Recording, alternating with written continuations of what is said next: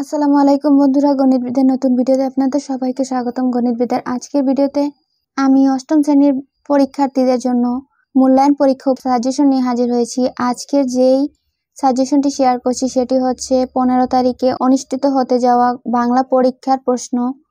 এখানে আমি বাংলা প্রশ্নের যেই সাজেশনগুলো নিয়ে এসেছি সেখানে একক কাজের জন্য আমি অপারেশন কদমতলির প্রশ্নগুলো রেখেছি।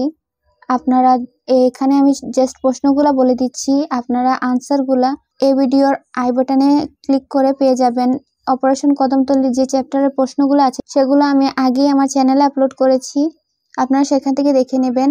প্রথম প্রশ্নটি হচ্ছে, রাক্ষসে গিলে খাওয়া মানুষগুলো একদিন ফিরে আসবে, কথাটি কতটুকু প্রাসঙ্গিক? এই প্রশ্নটির সমাধান আমার চ্যানেলে আছে, আমি আই বাটনে দিয়ে দিয়েছি, আপনারা সেখান থেকে ক্লিক করে দেখে নেবেন। দ্বিতীয় প্রশ্নটি হচ্ছে, পাবে কি করে? ভাইয়েরা জব্বর চালাক, কথাটি কতটুকু প্রাসঙ্গিক? এই প্রশ্নটির আনসারও আমাদের চ্যানেলে আছে, সেখান থেকে দেখে নেবেন। পরবর্তী প্রশ্নের আনসারটি আমি আপনাদেরকে বলে দেব। পরবর্তী প্রশ্নটি হচ্ছে, সর্বনাম কাকে বলে? সর্বনাম কত প্রকার? ও কি কি উদাহরণ সহ আলোচনা করো।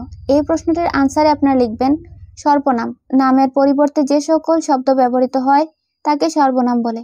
যেমন হস্তি প্রাণীজগতের সর্ববৃহৎ প্রাণী, তার শরীরটা যেন বিরাট এক মাংসের স্তূপ, এখানে তার একটি সর্বনাম।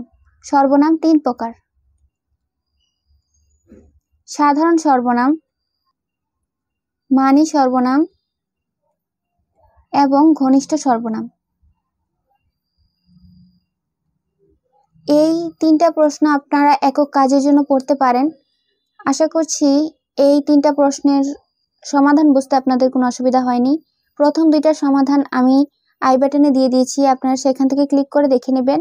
তৃতীয় প্রশ্নটি সমাধান তো আমি আপনাদেরকে দেখিয়ে দিলাম।